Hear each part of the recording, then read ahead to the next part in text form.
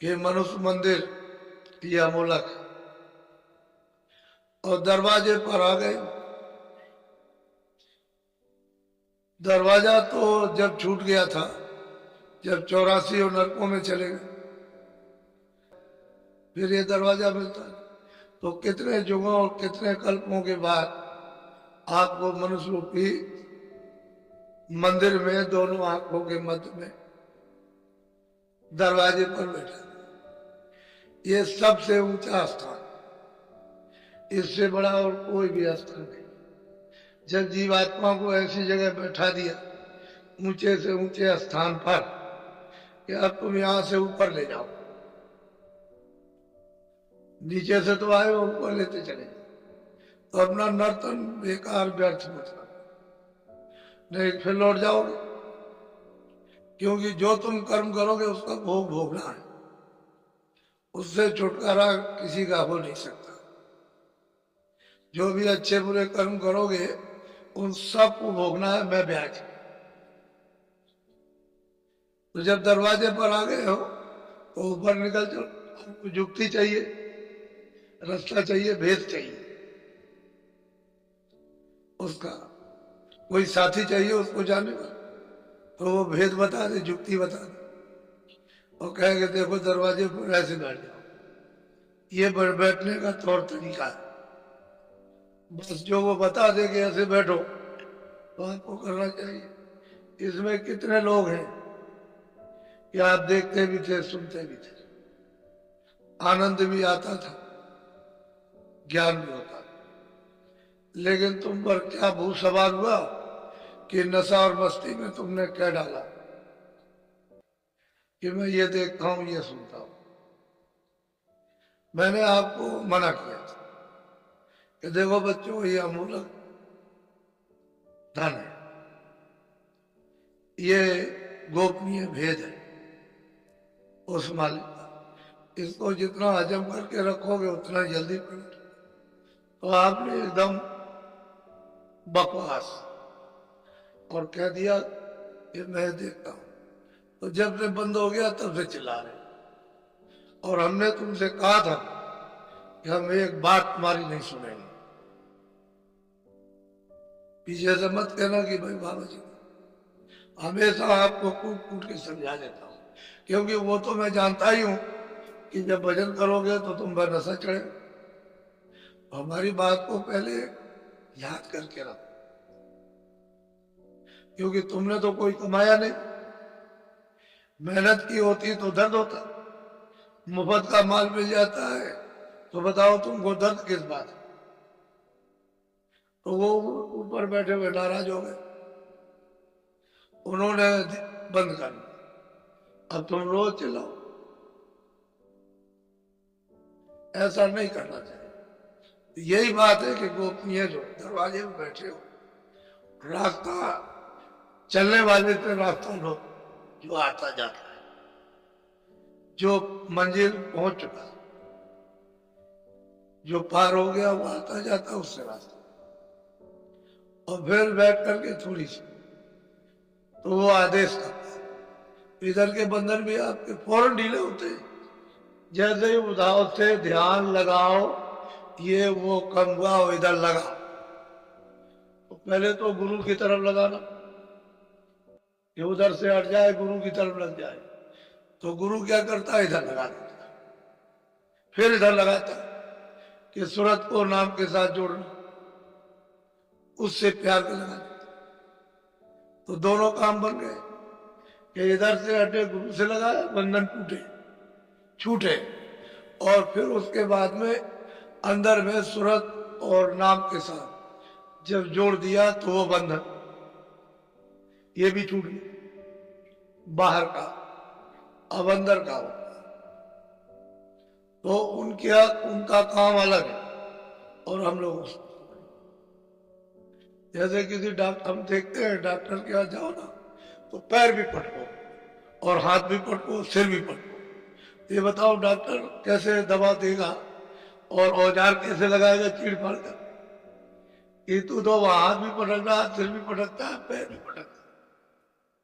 तो मैं देखता हूं कि तुम चुपचाप नहीं बैठ सकते, कि तुमको कुछ देना चाहते तो पैर भी पटकते हो और हाथ भी पटकते हो और अब गिरते और कूदते भी। ये क्या है? यह इससे मालूम होता है कि बड़े कर्म खराब, इसलिए कूदा फूदी हुआ है। अरे भाई कुछ चीज लो तो जरा सुधी है, आस्तिकी से लेना चाहिए। लेकिन ये देखते आप खुद भी परेशान और हमको भी परेशान करते।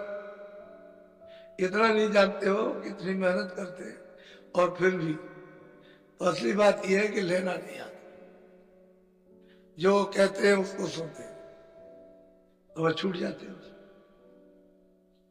वो महात्मा महापुरुष तो जब जब आते हैं देने के लिए आते हैं, वो कुछ नहीं रखना चाहते हो तो कहते हैं भाई निकल जाए किसी तरह से, ये यहां से तो अच्छा ही। वो कब चाहते हैं कि तुम यहां रहो, लेकिन बस यही इसी जगह घिरे पड़े रहते बंधे हुए। ऐसा नहीं है आप हमारा कुछ नहीं। ये बात बिल्कुल देखने में आती है, यहाँ किसी का कुछ नहीं। अभी लड़के का समय हो जाए तुरंत चलो, उठा के लेगा गंगा जी में बहा दिया। किसका लड़का, किसका लड़का, किससे मोह करते थे इससे करते। तो ये पढ़ाई तो हम मोह कर लो, उसको फेंकने क्यों जा रहे? पत्नी है उसका समय हो गया चलो निकलो, पति का समय हुआ उसका, तुम्हारे सामने रोड घटना होती है रोते चिल्लाते हो कुछ। ये कौन रो रहा? ममता रोए, ज्ञान नहीं रो रहा। ज्ञान में तो रोए नहीं जाता। अगर बुद्धि का भी विवेक हो जाए तो रोना होना कुछ नहीं, अज्ञान रो रहा, ममता रो रही। इसलिए पीड़ा है आपका कुछ नहीं। अब यह है कि बताया उन्होंने कि भाई तुम देश में आए, तुम फंस गए हो कर्मों में, तो सहज सहज धीरे धीरे सने सने निकल आओ।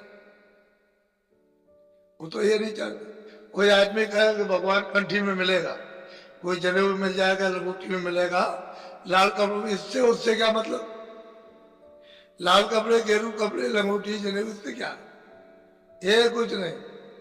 इसमें कोई मुक्ति हो, कोई मालिक थोड़ी मिलता। वो तो मालिक तो मिलता है निर्मलता। तो जो भी निर्मल हो जाए, छोटा बड़ा कोई भी हो, किसी जात का वो मुझे पाले। वो सुबज भी थे, वैदास भी थे, मेरा भाई छत्राणी थी, वो सब ब्राह्मण थे। तो कोई जाट था, कोई मतलब यह है कि बनिया था, कोई कुछ था। तो उससे जात पात उससे क्या मतलब? आदमी होना चाहिए जो निर्मल हो, कोई मुझे प्राप्त। या तुम जात पात में बंधे पड़े कि वो जात पात से मिलता। जात पात से क्या? जात पात तो तुम्हारी व्यवस्था है, उसके भौतिक चीज है कि इस व्यवस्था से रहना हो। जात पात नाम तो एक व्यवस्था है कि आपका नाम रख दिया तो आप पुकारे जाओ, उसकी तरफ से तो कोई ना। वो आप अपनी चीज को समझो, वो तो अलग है, लेकिन वो तो अलग है, उसको भी आप इसी में जोड़ देते हो, तभी तो तुम्हारे ऊपर संकट आ जाता। तो हमने कल बताया था कि देखो कैसे पहला स्थान कैसे प्राप्त किया। जब उन्होंने प्राप्त किया, पहली मंजिल पर पहुंचे तो ईश्वर का दर्शन, तीन लोक के मालिक का दर्शन। फिर दूसरी मंजिल तय की तो ब्रह्म का दर्शन हुआ, जहां की कारण वही से उत्पत्ति हुई है। अनाद वेद की उत्पत्ति शब्द स्पर्श रूप रसगंध वही से, वही कारण बीज है। तो बीज अगर मतलब यह है कि नाश कर दिया जाए तो जीव छुटकारा पाए। जब तक बीज नाश नहीं होता तब तक किसी मंडल में भी सूरत पहुंच जाएगी तो उसको फिर वापस आ, ईश्वर के लोक में पूजा, ईश्वर का साक्षात्कार करे, वहां रहे, उसको भी वापस। फिर ब्रह्मलोक में पहुंचे, लोक में रहे, वहां ब्रह्म का दर्शन करे और उसके बाद में उसको भी लौट के आना। लेकिन जब शब्द स्पर्श रूप रसगंध इसके बोझ से परे हो जाएगी, शब्द रूप हो जाएगी, फिर कुछ नहीं, शब्द में प्रकाश, शब्द रूप हो जाएगा। फिर ये दूसरों को खुराक देने लगती है। पहले दूसरों से लेती, जब शब्द स्पर्श रूप है तो दूसरों से खुराक लेती, अब ये दूसरों को भोजन देने लगे तो शब्द रूप तो फिर गुणातीत हो जाता, फिर वो बंधन में नहीं आ सकता। तो ये भेद कोई जानता नहीं, अंदर जाकर के मालूम होता, पता चलता है। जब मंडलों में जाओ तो मालूम होता है कि ये है क्या। उधर से पता चलता है ये सब छाया, सब छाया। और छाया पकड़ते पकड़ते कितने बादशाह है, कितने महाराजे, तमाम लोगों को कत्लेआम कर दिया, तमाम लोगों की हिंसा कर दी, तमाम को मार दिया, लेकिन पड़ा उनके हाथ कुछ छोड़ के चले। हाँ, छाया किसी के हाथ। इतना धन और दौलत सतयुग का, त्रेता का, द्वापर का, और मतलब ये कलयुग का, और वो सब का। और किसके लिए धन दौलत? कत्लेआम, हाथ कुछ। ऐसे ही हाथ कुछ लगने वाले क्यों? छाया किसके हाथ है? वो तो ठगनी है। अभी यहां बैठ गई ऐसा, और उधर से इकट्ठी होने लगी इधर से। अब देखा कि आपको घमंड और अहंकार आ गया, तो यहां से उस गरीब के पास बैठ गए। तो वहां जाने लगा, ये रोने लगा कि जा रही है, जा रही। पहले तो जब नहीं था रो रहा था, और जब आ गई तो घमंड अहंकार जा रही, तो अब रोने लगा। वो हंसने लगा। वो पहले रो रहा था और फिर हंसने लगा। अब उसके बाद जब उसको भी गरुड़ गुमान और घमंड आया, तो वहां से उसके पास बैठ गए। ये किसी की नहीं, छाया किसी की नहीं होती बच्चा। और वैसे उसके लिए बिलाप कर। अरे भाई, असली काम करो। मनुष्य मंदिर में आए, उन्होंने कहा भाई महात्मा को पढ़ो, उससे प्रेम करो, तुम्हारा बंधन ढीला हो जाएगा। वो युक्ति बता देगा, तुम अंदर चल पड़ो, उससे मदद ले लो, घर की तरफ चलो, और अपने घर में पहुंचो। यहाँ कहाँ तुम्हारा घर है? सब परदेश है। तो आप 2 मंजिलें आपने सुनी, एक ईश्वर की, एक ब्रह्म की। और अगर दर्शन नहीं किया होते तो बताते क्या? दर्शन किए तभी तो बताया। अब तीसरी मंजिल है बाहर में। ये 2 ईश्वर ब्रह्म की 2 मंजिल प्राप्त। अब पार ब्रह्म की मंजिल है, उसको भी जरा सुन लीजिए, ताकि आपको पता तो चल जाए कि भाई इतनी मंजिलें मुझे पार करके जाना है। तो किसी का कोई विरोध थोड़ी है। अरे भाई, उसके पास जाओगे, उसका दर्शन होगा। भाई आप उसके अनुकूल चलो तो क्यों बाधा पूछा? जब आप उसके नियम के अनुकूल चलोगे, जो विधान बनाया, तो फिर वो बाधा क्यों डालेंगे? बाधा तो तब डाली जाती है जब आपने उसका उल्लंघन किया। आप उसके अनुकूल नहीं है, कोई बाधा नहीं। भाई कानून तो इसलिए बनता है कि आप कोई खराब काम मत करो, अच्छा करो। तो कानून किस बात है? कोर्ट कचहरी किस बात है? जब सब अच्छा काम करने लगे, कोर्ट कचहरी उठ जाएगी कि कोई बुरा करने वाला है ही नहीं, तो यहां बैठ के क्या करेंगे? ऐसा समय कौन बिताएगा? इसलिए उसके नियम के अनुसार तो कोई बाधा नहीं किसी को। तो इन लोगों ने कोई नियम के अनुसार चले, कोई बाधा नहीं। अब चलते गए, उनका भी दर्शन, उनका भी दर्शन। अब आप तीसरी मंजिल की बात सुनिए, बोलो। अब चली तीसर पर्दा खोले, सोन मंडल का सुन लिया। अरे जब ब्रह्म स्थान पर जब वो पहुंची, वहां साक्षात्कार हो गया। अब ये कर्म बीज है, जहां से उत्पत्ति हुई है बीज की, तो वहां जाकर के पहुंच गए। और उधर से आवाज आई है तीसरी मंजिल से, ये तो त्रिकुटी स्थान है ब्रह्म का, और वो स्थान है मतलब पार ब्रह्म का 10, उसको शून्य भी कहते, शून्य मंडल। वैसे 10वां द्वार है, उसमें पार ब्रह्म विराज। तो कहते हैं उनका बोल, उनकी आवाज आ गई। तो कहते हैं 2 पर्दे पार करके तीसरे पर्दे की तरफ चली, क्योंकि उधर से बड़ी कथित आवाज किगरी सारंगी की बजती हुई, इतनी अद्भुत कि सुरते उस आवाज को सुनकर के नाचने लगती, और नाचती। तो अब यहां पर जैसे ही आवाज सुनी, तैसे बीज जला, ना सुना।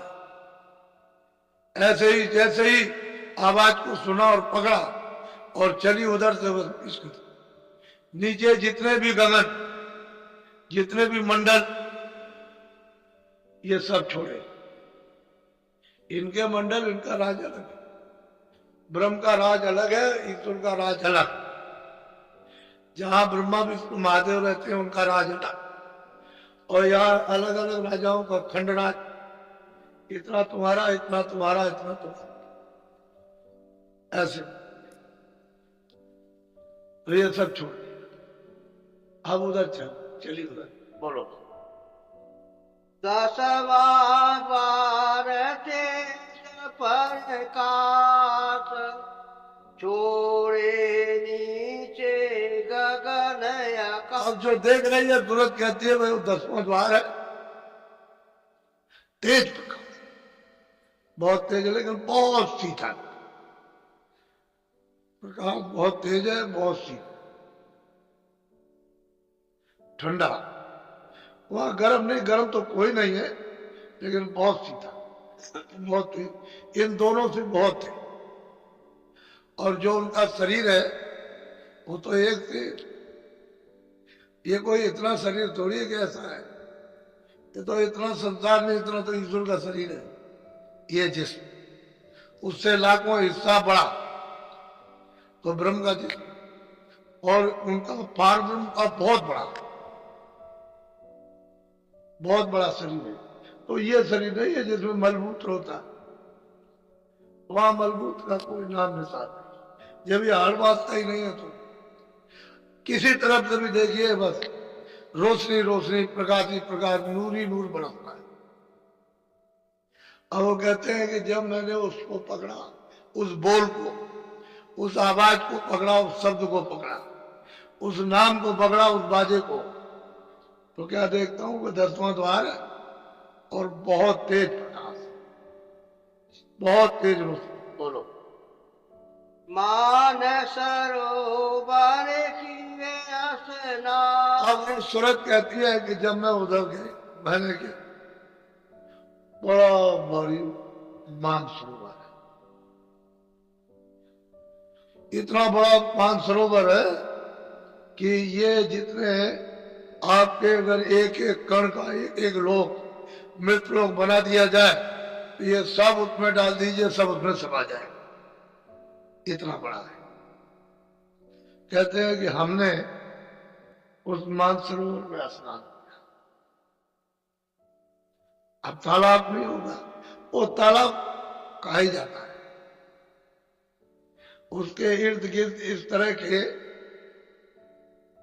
तरह के महल बने हुए, ऐसे ही मालूम होता कि तालाब है।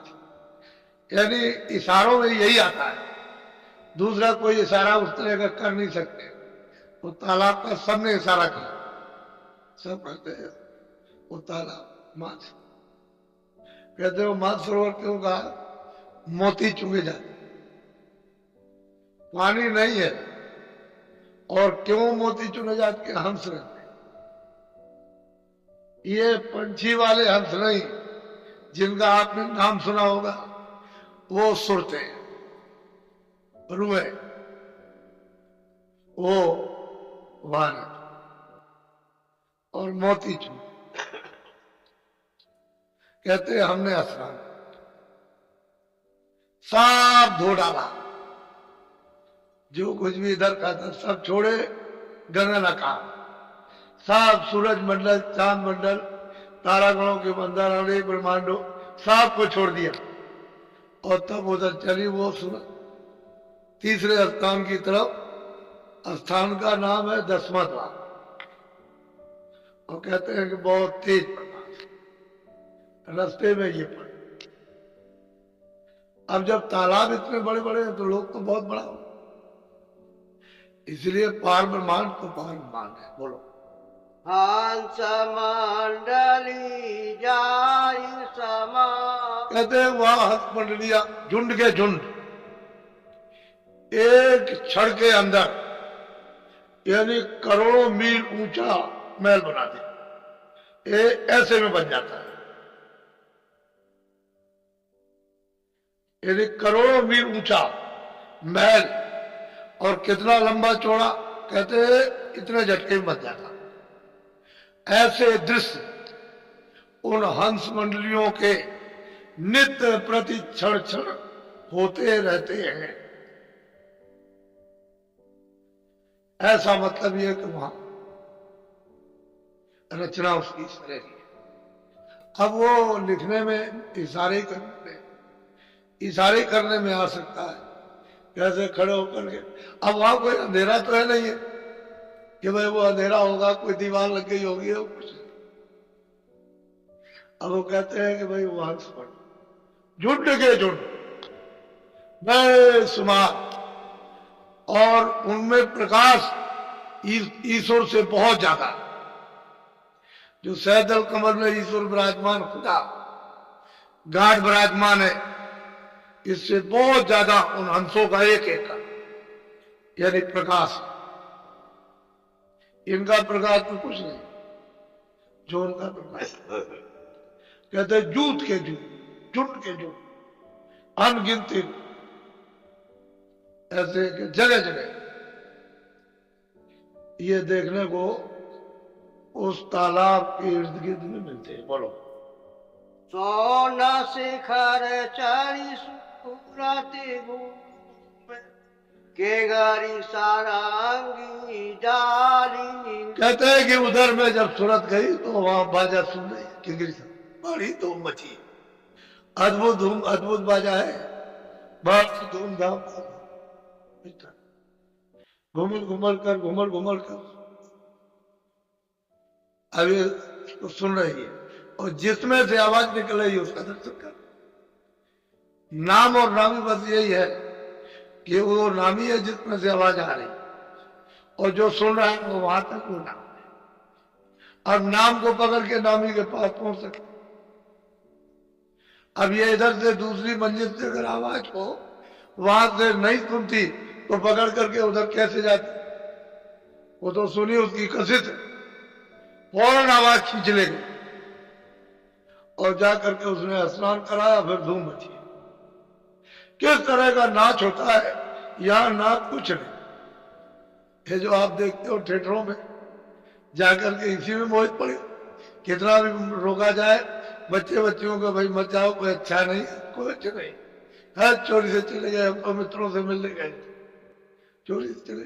जब यहीं फंस गए हो तो वहां तो मतलब है कि बगैर पनी में के सनी में हर क्षण वहां कभी कोई सोता ही नहीं है, क्योंकि वहां तो नींद है नहीं, रात्रि है नहीं, ना वहां यहाँ दिन, न सोने वाला ये शरीर है, न ये बाहर की चर्म आंखें। वहां तो कभी कोई सोता ही नहीं सदैव, क्योंकि वहां तमोगुण ये आलस, कुश्ती, जायली, कायली, ये तो शरीर में, वो तो वहां कुछ है नहीं, वो तो सूरत है।